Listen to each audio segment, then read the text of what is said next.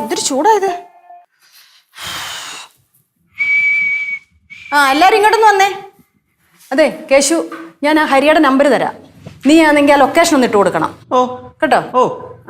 പിന്നെ കണ്ട എല്ലാരോടും കൂടെ ഞാൻ പറയുക, അദ്ദേഹം വരുമ്പം എല്ലാവരും നല്ല ഭയഭക്തി ബഹുമാനത്തോടെ നിൽക്കണം കേട്ടോ. ജ്യോത്സ്യം വന്നു കഴിഞ്ഞാൽ ഉടനെ ഓരോരുത്തരായിട്ട് നമസ്കാരം പറയണം.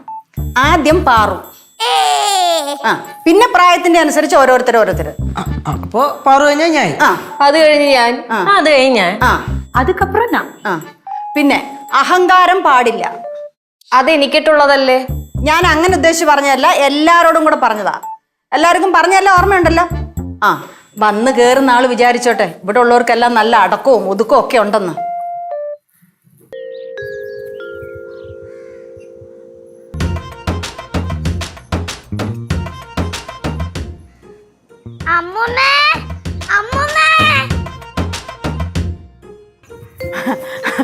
ഹരി,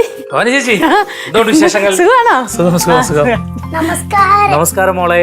നമസ്കാരം. നമസ്കാരം. നമസ്കാരം. നമസ്കാരം. നമസ്കാരം. നമസ്കാരം. നമസ്കാരം. സോറി, നമസ്കാരം. നമസ്കാരം. അമ്മ പറഞ്ഞില്ല, പറഞ്ഞോട്ട്. നമസ്കാരം ഹരി. ഇതെന്താ എല്ലാരും പറഞ്ഞു പഠിപ്പിച്ച മാതിരിയാണല്ലോ നമസ്കാരം പറയുന്നേ. എങ്ങനെ മനസ്സിലായി? ഒരു ത്രികാലജ്ഞാനിയുണ്ട്. ത്രികാലജ്ഞാനിയാ? ഇതൊക്കെ ആരാണ് മോളെ പഠിപ്പിച്ചു തന്നെ മോളെ? ഇത് അച്ഛനെ എല്ലാരും പറയുന്ന വാക്കാ. ഓഹോ, എന്നാ ആ വാക്കിന്റെ അർത്ഥം ഒന്ന് പറഞ്ഞേ. ഇപ്പൊ നടക്കാൻ പോകുന്നതും നടന്നു കഴിഞ്ഞതും ഇപ്പൊ നടക്കുന്നതും പറയുന്ന ആള്.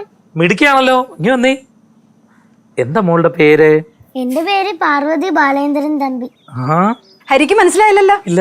നീലുവിന്റെ മോളാ, കണ്ടിട്ടില്ലല്ലോ അവളെ? ഇല്ല, ഞാൻ ആദ്യമായിട്ട് കാണണേ. ശോഭന ചേച്ചി ഇവളെ നല്ല മിടുക്കിയായിട്ട് മാറും. ഒരുപാട് അറിയപ്പെടുന്ന ഒരാളായി മാറാനുള്ള എല്ലാ യോഗവും ഇവക്കുണ്ട്. കേട്ടാ പറഞ്ഞ കേട്ടാ, ഭാവിയിൽ ഞാൻ ഒരു വലിയ ആളാവുന്നു. മോളെ ഇവിടെ നോക്കിയേ, അങ്കിള് പറഞ്ഞുകൊണ്ട് മാത്രം അങ്ങനെ വലിയ ആളാവത്തില്ല. പിന്നെന്ത് വേണം?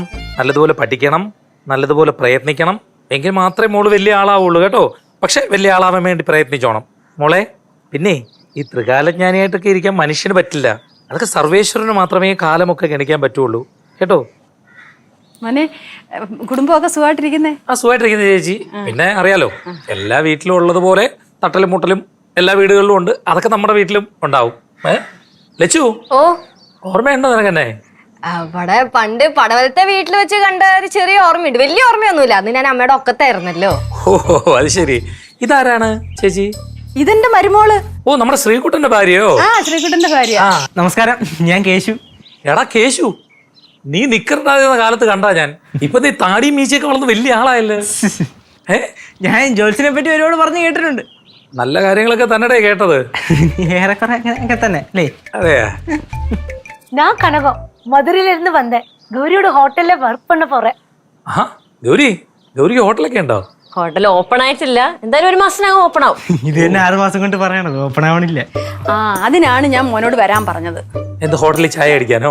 അയ്യോ അല്ല, ഇതാണ് ഇവിടുത്തെ പ്രശ്നം. മൊത്തം അങ്ങ് തടസ്സങ്ങളാണെന്നേ. അതെല്ലാം ഒന്ന് നോക്കി കണ്ട് അതിനൊരു പരിഹാരം പറഞ്ഞു തരണം. നോക്കുന്നതിന് മുമ്പേ ചായയോ കാപ്പിയോ വല്ലതും ഉണ്ടെങ്കിൽ ഒന്ന് തന്നുകൂടെ എന്റെ ഭവാനി ചേച്ചി? അയ്യോ, അത് ഞാനങ്ങ് മറന്നുപോയി. അയ്യോ, വർത്താനത്തിന്റെ ഇടയ്ക്ക് അതങ്ങ് വിട്ടുപോയി. മോന് ചായയാണോ കാപ്പിയാണോ വേണ്ടുന്നേ? ചായയും കാപ്പിയും മാത്രം ഒന്ന് പോരെ ചേച്ചി. ഞാൻ വരുന്ന വഴിക്ക് ഒന്നും കഴിച്ചിട്ടില്ല. ഇവിടുത്തെ കഴിച്ചിട്ടേ പോകുന്നുള്ളൂ. ഇഡ്ഡലി സാമ്പാറും ഉണ്ട്, കഴിക്കാം. അമ്മമ്മല്ലേ പറഞ്ഞേ ഹരിജോത്സനെ എവിടുന്നും ഒന്നും കഴിക്കില്ലെന്ന്? മോളെ, അങ്ങനെ അവിടുന്ന് ഇവിടുന്ന് ഒന്നും കഴിക്കത്തില്ല മോളെ. പക്ഷെ വിശന്നാ ഞാൻ എവിടുന്നും കഴിക്കും. കനകം, ഇഡ്ഡലി സാമ്പാറും എടുക്ക്. ഇപ്പൊ കൊണ്ടുവരാം. അയ്യോ ചേച്ചി, ഇഡലി സാമ്പാറും ഒക്കെ ഇങ്ങോട്ട് എടുക്കുകയാണോ? അയ്യോ അല്ല, മോനെ ഭാഗത്തോട്ടിരിക്കാം.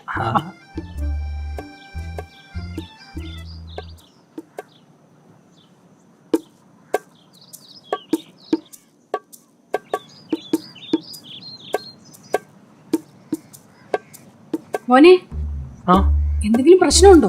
എന്ത് പ്രശ്നം? അല്ല, മോനിങ്ങനെ ചുറ്റും നോക്കുന്നു.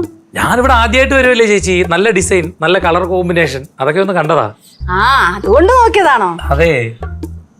പേടിക്കണ്ട, ഡിസൈൻ നോക്കിയതാ. എന്നാ വന്ന വാ.